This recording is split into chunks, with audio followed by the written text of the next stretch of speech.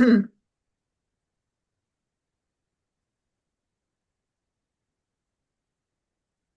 evening and welcome to the May Austin Adobe User Group meeting. We meet online in real time on Zoom on the second Thursday of every month. And we have many different topics on different parts of Adobe software. These recordings will be on our website at the austinadobeusergroup.com. And tonight we have a most unusual, unconventional program. Carol Gunn, a longtime member of the Austin Adobe User Group, will be in conversation with Ilene Haddad, who has recently designed and published a book using Adobe software. Carol is an expert graphic designer and the owner of Gunn Graphics. That's Gunn.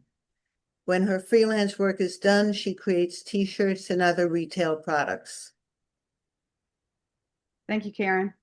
I'm here with award-winning essayist Ilene Haddad. She's a graphic designer, cartoonist, and author from Austin, Texas. Her work has appeared in the New York Times, Austin's NPR station, KUT, Yerma Bombeck Writers Workshop, and other outlets.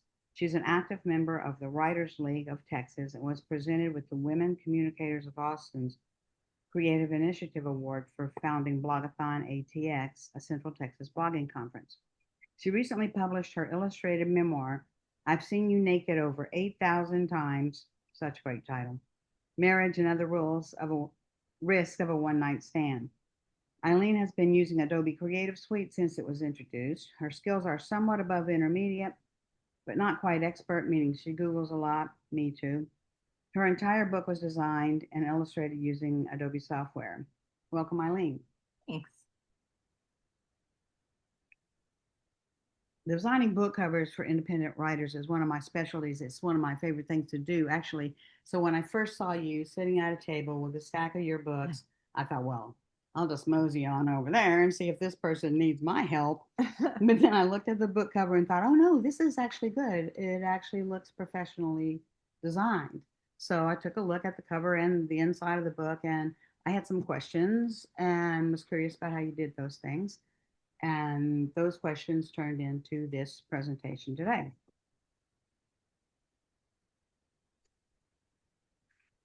You guys feel free to jump in with questions at any time. I'll get started with questions. Ilene, which came first? The words or the illustrations? The illustrations came, I'm sorry, the words came first, and I illustrated based on the words. Okay.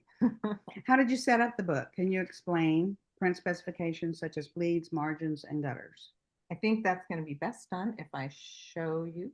Should we share? Should I share my screen? Okay. May I ask a question before you get too technical about that? Yeah. I'm just in regard to your last question, which came first, the pictures or the words. Would you say the story came first? Yes. Yeah, I would. Each chapter is really its own essay, and they've just been combined into a book. So each what was I saying? Each essay had already been they've been written, and cartoons had been drawn for some of them, but not for others. So I went and I ended up using some of the old cartoons that I published, put up on my website. Yeah. There were a few, there were a few that I did that way. So you had the content already in rough form. Yes. Thank you.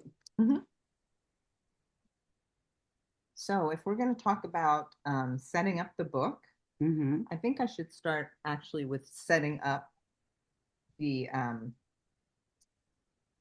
book feature. Okay.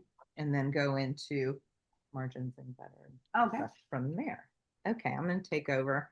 If it's all right, Karen, I'm going to share my screen now. Please do. All right. And I pardon the messiness of it, but it is what it is. Okay, let's start in InDesign.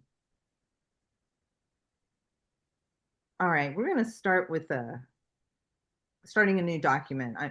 I would imagine y'all know how to do that, but I wanted to explain bleeds and gutters and margins with you. So here we go. I'm creating a new document.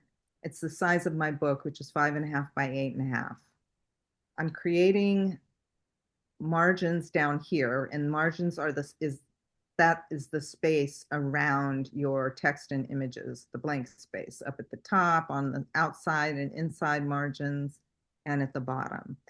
And the way I like to design is using a 1/2 inch margin, but on the inside, which is closer to the binding, we increase that because some of the page gets kind of eaten up by the binding.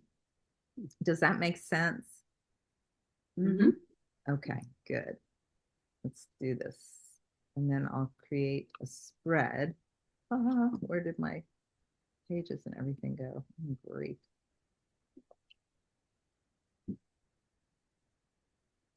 There we go.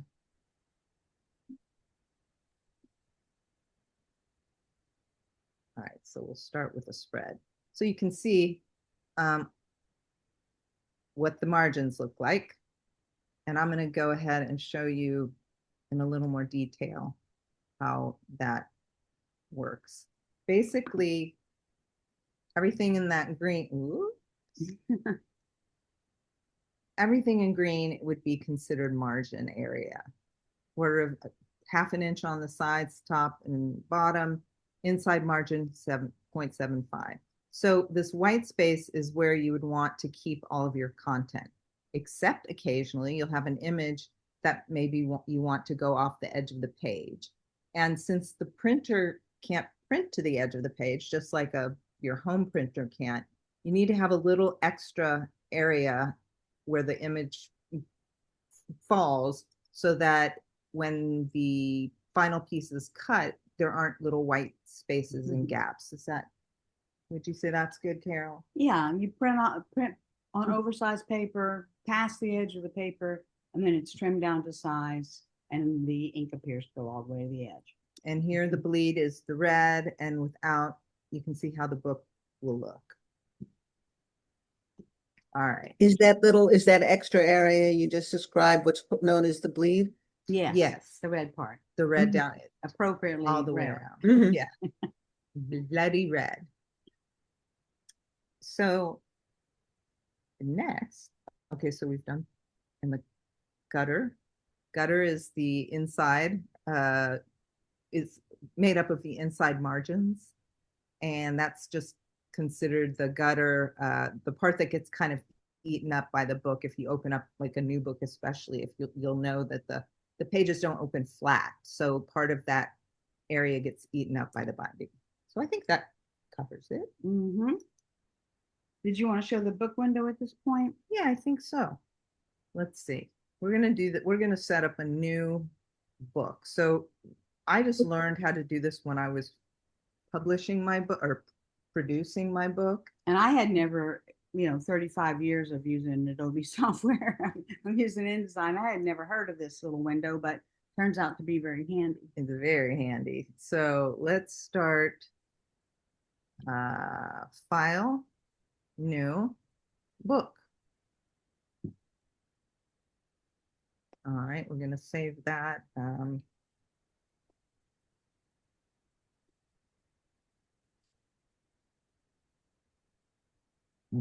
All right, as you can see this box here, that's going to be where all of our documents are kept.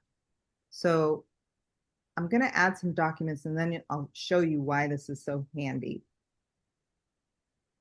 There we go.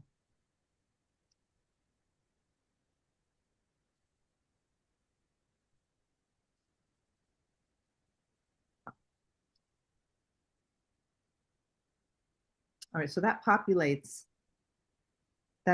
those are a few chapters from my book. But what's cool is that if you want to move the chapters around, it will repaginate for you. So for instance, this is back matter. This needs to go at the end. So I move it to the end and the pagination has changed. And so the page numbers on the page I'll show you. Okay. Page numbers will change too. So as you can see, we're looking at page 35 down here. If I move it around,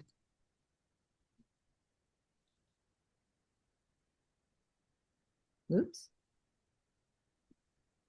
There we go.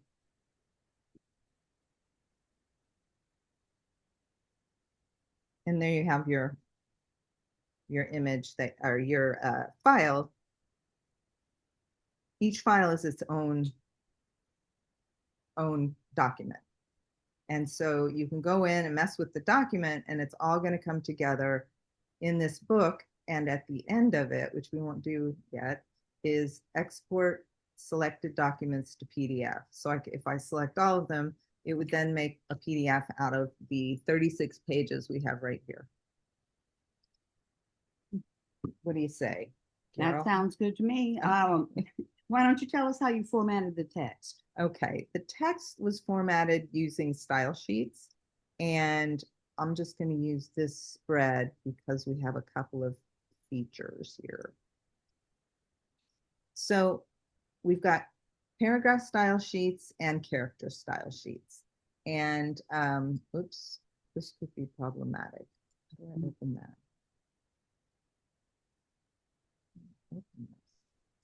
Sorry, guys.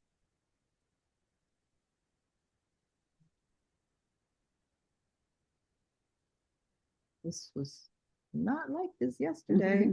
Oh, Construct and Pathfinder. Okay, so we need to open up. What am I opening up again?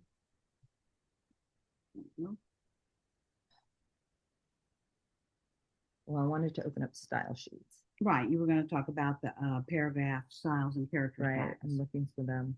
New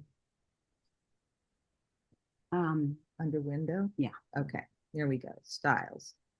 We'll do, first we'll start with paragraph styles. Hopefully it'll open up characters. Okay, great. So the main means the main copy here.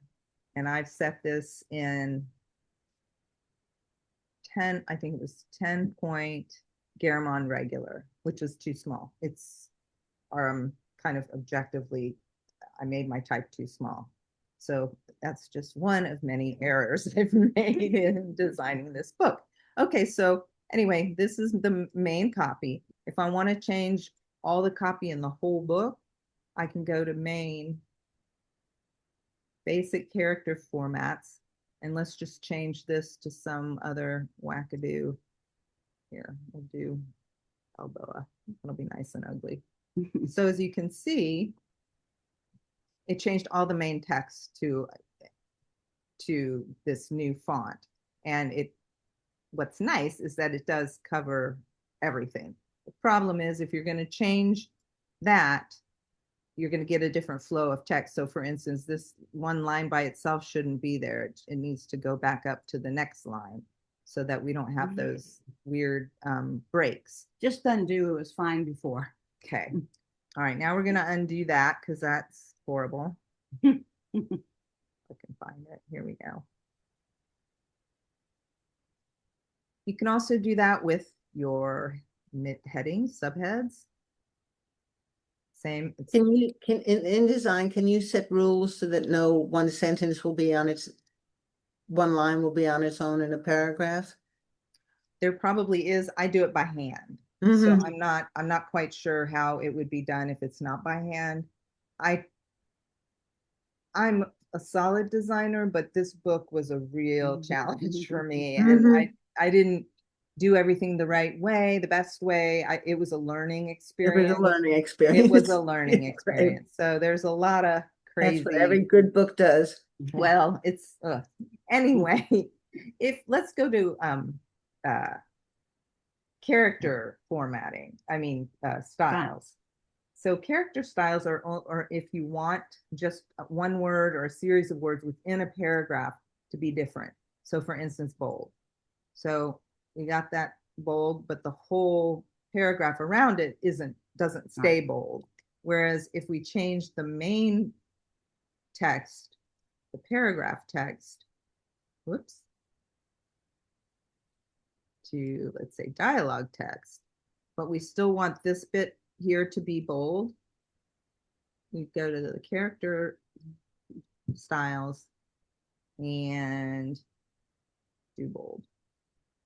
So you can kind of see what's going on here. It's really ugly, but it shows you how you can change, kind of do a universal, a global change, and create style sheets that will be like your italic or your bold, or if you have some special color of type, that is how you do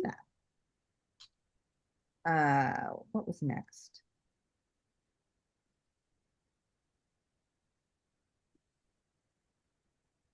Did you anchor the illustrations in the text? I Or didn't place them first to let the text flow around them? I placed the text first, and then inserted the imagery. Because I don't do a whole lot of text wrap in this, I think it's it was sort of a little, I made it easy on myself by creating it in such a way that it gets divided by paragraphs. So everything, you know, the image comes right after a paragraph. I'm not That really talks about the that image, talks yeah. about the image. It's not yeah, I don't have a whole lot of, there are some pages that I have wraps on, but as you can see, not in this case. Can you show us how the text flows from one box to the next box? Sure, let's find a good page for that. I think this is going to be fine. All right. You just go to the view menu. Right. There's that view menu, Extras. to extras, to show text threads. And as you can see, these lines are where the text flows. And so if you decide, I want to move some of this text to the next page, you move it and it just reflows it automatically. And as you can see, everything is Everything linked. on down the line. Everything is linked. Okay. That takes us to the illustrating the book section. Oh boy. Yeah, that's the fun part as far as I'm concerned. Do you start with analog sketches and then scan them in? Or was it 100% digital workflow? It was 100% digital workflow. I just, I draw using my mouse. And so my hand is sort of in permanent claw shape because I'm so used to using a mouse. I was never able to get a stylus, or an Apple Pencil. I never felt comfortable with it. And I probably just didn't give it enough time. I just got frustrated and went back to what I know, which is the old fashioned mouse. I've heard it referred to as drawing with a bar of soap. It's very much like that. I feel I've gotten better at it over the years, but yeah, me too. But it's not like you draw with a pencil, because if you're drawing in Illustrator, say you want to do a curvy line, then you click a point here and click a point here and pull out the little knitting needles and have them go waka waka waka, and then your curve goes higher and lower. So you know, you don't really need a pencil to do that. You need a bar of soap or hand. So did you create a library of stock characters and locations? I did not create a library of characters, but I kind of have, I didn't use libraries, but I have my own personal library that you can, I'll show you some backgrounds that I have. Everything is not, oh, we're in InDesign. Yeah. Here we go. Hello, Illustrator. Okay,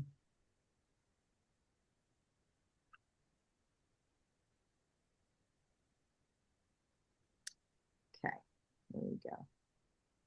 We've got the, this is me with a dirty kitchen. The dirty kitchen the dirty you're sitting in. Yes, we are sitting in my dirty kitchen.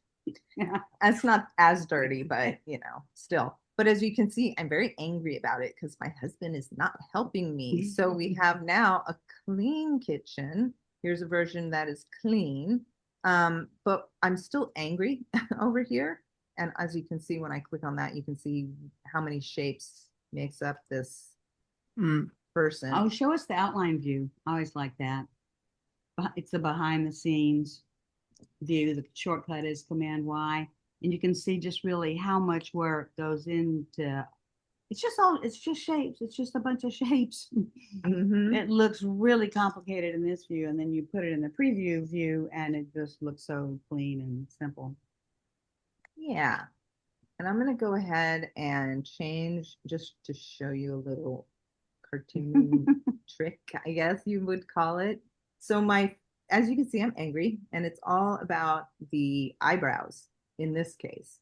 Whoops, come on. Unfortunately, I am a little slow today, and I apologize for that. Okay, here we go. So here's my face. And it's hard to tell when I clicked on it. Oh. So as you can see, my eyebrow is pretty far down there. What I'm going to do to make it less angry is just rotate it. Ding, ding, ding, ding, ding, ding. Move it over a little bit. And I'm no longer angry. Now you're happy. Maybe a little hard to see there. It's subtle.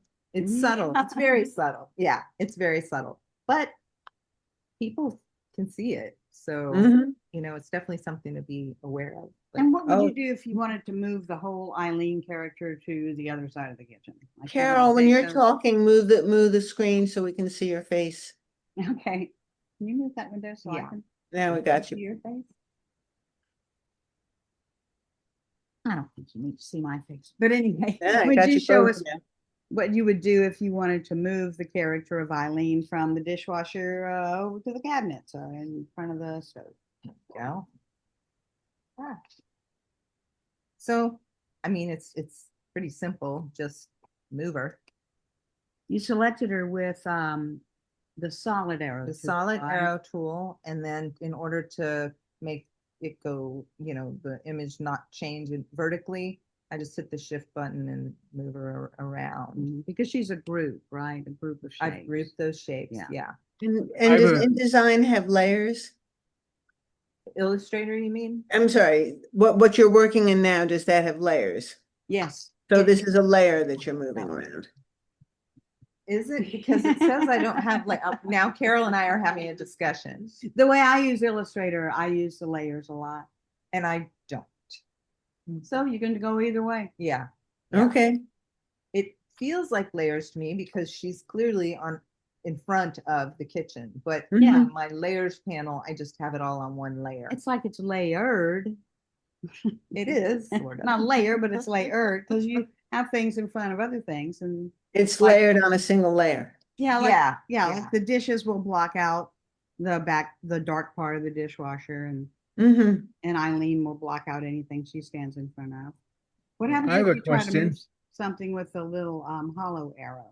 Okay, the hollow arrow will only pick up a single shape. So we can take my hair off. I didn't know you wore a wig. But the open arrow allows for you to just take something and move it around, and it's occasionally necessary. She reminds me of paper dolls. Like if you wanted to put another dress on her or something. Yes, exactly. Is there like a native way to import your artboards or your Illustrator files into InDesign? I cheat. I import images into Illustrator images into InDesign the way you would open any image. But I usually leave it to the backgrounds to come in from Illustrator, and the characters I do cut and paste sometimes into InDesign. So I'll take that group of shapes. It's not really the best way to design, but it works. If it works and it's quick. Yeah. She calls that cheating, I call that efficient. I call it cheating. But anyway, this way I can come in there and she, make her more the right proportion that I need for the page or whatever. That's what I've been doing. But there are extremely varied cases. So here, the whole thing is created in Illustrator, except for these few lines down here. Cool. For the I cartoon, don't, oh, go ahead, John. if it looks good and the client's happy, it doesn't matter how you got there. There's no cheating is what all the good ones do. That's what I said. Show us how you cheat. That's what we really want to know. Books don't show you that. Yeah. So for the cartoon dialogue, did you set the text in Illustrator or in InDesign? Both. The short answer is both, Mhm. and the longer answer is both, and that was a mistake. But so I don't really have any good reason, except for some of them, the text. So the text was created in Illustrator. You can see, because I'm moving it around and the Yeah, bubbles are moving it's around grouped with the too. rest of the illustration. Right. But there are some cases, and this may not be the best chapter. Let's see. I have one. Oh. Nope. Looking for some text that was set in InDesign instead of in the Illustrator. Yeah. And that's on a different. Yeah, like maybe you Here we might go. want to wait till leave this open and wait till later, and I don't know why you would want to do it.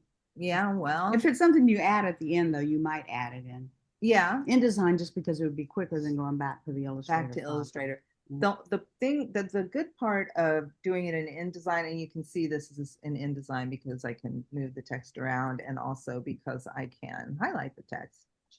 Obviously I can't do in InDesign with an Illustrator file. So the lesson that I learned from that is, in Don't order do that. just don't do. It's hard. It's harder in some ways to do it in InDesign, but it ends up being the most efficient way to do it. Or I've found that to be the more efficient way, because you can move the speech bubbles around once it's in InDesign, as opposed to if you import the whole thing in Illustrator. If I want, whatever I want to do with this. Yeah, like maybe your text was running a little long and you might want to scooch it down just to make some I breathing could room. just do that very easily. Whereas when I do it in Illustrator, I have to go back to that file, Right. adjust things by guessing. Yeah, yeah. In Illustrator, you can't see if your text is running a little long. Right. So I would recommend to other people trying to create a larger document like this to create the text in InDesign. But it does give you a little flexibility. It does. It does. It's a pain to set up, but this wasn't ever going to be easy. No, you didn't do it because it was easy to do, right? So far you've shown us InDesign and Illustrator, how you use it to create the book. Did you ever use any other software like Photoshop to create the book? I only used Photoshop in two places. I had two photos that I changed to grayscale, and then Acrobat, of course, for exporting. Yeah. But no, it was really InDesign and Illustrator, which is interesting because I've gotten better at Illustrator, having created cartoons for so many years. But I used to be better at Photoshop, and now I'm better at Illustrator. So things change. What can I say? So now that you finished the book, can you show us how you would send it to the printer? Yes, I can. I thought you could. Take this away. Yeah. So was it self-published or? Yes, I Is it- self-published. It is Okay. independently published. Independently Okay. published. Independent. You can get it. You can order it from any store, or you can order it online. Yeah, no, I saw on Amazon, highly rated, 5 stars across the board. Yeah. Yeah, but that's mostly my friends. Come on. Yeah, Come no, on, well, let's be honest. well, when I rate it, I'm going to do the same thing probably just because I know you a little bit, but All right, John. Hey, and it just shows you have friends. Yeah, it's nice. It really, Yeah. and everything has been very yeah, nice. wow, that's way more friends than I have. What are you talking about? So, all right, well, let's take this puppy and make it into a PDF. So we're going to start over here, bottom right, down where we've got the book. We're going to highlight all of the chapters that we've got here and move it and go to export book to PDF. And you'll get a dialog box. We'll just say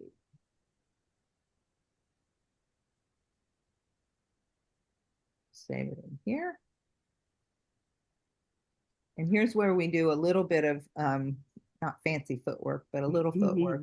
First of all, marks and bleeds. Is everyone familiar with crop marks? Well, some people that watch the video later may not be. Oh, okay. All right. So crop marks they indicate where to cut, where the printer would cut. So any kind of bleed would go outside of the crop marks. And I'll show you the crop marks once we create this. And then down here, use document bleed settings. So those are the main issues that I look at before I export it. Is this where we export it with spreads, or is that later? No, I need to export it with spreads. Yeah, that first page. Sorry. Export as pages or spreads. Spreads, okay. I've got spreads chosen.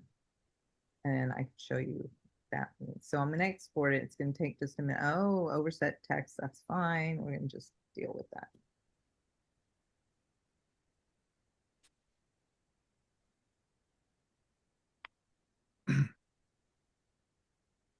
Almost there. It's very fast. Yeah. All right. So now we have the PDF. And these are the spreads. And let me show you crop marks where something goes off the page. Oops, it's not going to be this one. It's going to be here. Okay. You see at the top left and right, and then bottom left and right these are the crop marks. They go into the bleed, and they cut the bleed away, so they have strips of color on them, because the cutter may be off ever so slightly, and that would cut. If you didn't have a bleed on it, you would see a little white outline, and we don't want that. No. That's bad. That would be tacky. So these are crop marks, and you can see the bleeds there. So that's all there is to it. Easy peasy. To get in the olden days, we had to collect for output. I know. Send native files, and then the printer had to have the same software as we had, and so being able to do it with PDF is just so much. It was really life-changing for me and my design business. And the really old days, we had to send pay stubs to the lithographer for negative. Yeah, that was a while back, but I remember it. That was before my time. The process of producing this book that worked for you, or that you can never do again. Well, what worked for me was learning how to use the book feature. Oh, that little book window. Yeah. That was a huge new skill. And that's definitely worth it if you're working on very large materials. What was the other half of that question? And what do you swear you'll never do again? Other than write a book? Yeah. I would probably decide whether I want to do my speech bubbles in InDesign or in Illustrator. I wouldn't do them both ways. I would probably choose InDesign, but so many of my cartoons were already done that I was lazy. So efficient. Okay, efficient. Well, thanks, Eileen. Thanks for showing us how the sausage is made. So now we can all go and design our own book. There you go. Back to you, Karen. Bravo. Thank you. Well, this was Can I ask a quick? Sure. Oh, yes, please do. On that main, you had the different page sections. How did you set that up? I mean, what? Are we talking InDesign? In the book yes. window? Yes, you had the right there, the book. Yeah. How did you decide those sections? My book is made up of essays. So each essay became a chapter, and each chapter is one of these files. So, Okay. Okay. each one is a file, and back matter is the end of the book. So for this demo, you were just giving Okay. us a slimmed down version of the book. Yeah. Yes. Yeah. And what you really worked with was a much more bigger, larger, more complex document. Yeah, it's about Yes. how many pages?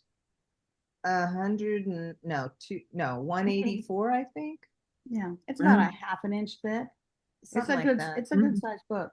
And The type is small. Yeah, You could have it's- gone with more it's pages. too small. It's too small, but it Oh, was too same, far same. along at a certain point. Yeah. But someone did mention it in the reviews, and they're right. I'm like, I cannot deny that I made a mistake, but it's too late. Live and learn. I'm too tired to redo it. What size font would you have recommended?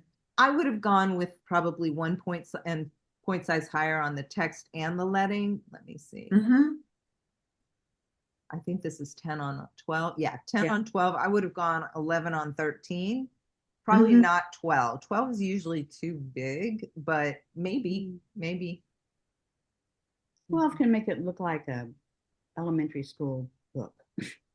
It can. It Yeah. can. So there's, we've 11 got is a little bit comfortable. larger. 11 Tested is on comfortable. different age groups. Yeah.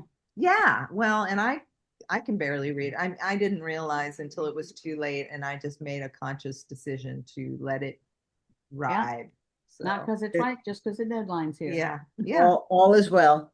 And Yes. how long did it take you to do this project? Well, it evolved over several years because I wasn't initially writing a book. So an essay every few months, maybe, not intending for it to be in a book. And then once I decided for it to be a book, it took it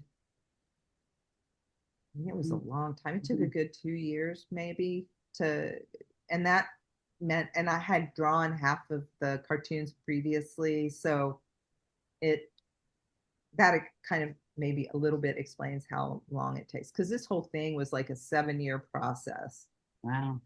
Yeah. But again, Thanks for cheering me up. what? I said, thanks for cheering me up. All of us have that book in our head. That 7-year book, 100. Well, but I wasn't I didn't start off saying I'm going to write a book. I think it would have Right, happened right, faster. right. But it does take time. And then to design it and cartoon it, like it took a lot of time. You did everything. Well, yeah, pretty much. Mhm. Just about. There were things I traced. I or would look at an image that already existed and do my interpretation of that image. Make it Sure. match our style. Yeah. Well, you didn't have to deal with copyright issues. No, you I were didn't. the owner of it all. Yeah. No. Yeah. Yeah. Mm. Yeah. But now you also have to do the marketing and promotion, which is a whole nother set of skills. A whole other set of skills that I don't have. So I'm not expecting this book to become a bestseller, but I Mhm. wanted to do it and I did it. So I feel like I've accomplished something. Thank you. Thank you. Bravo, bravo. Thank you.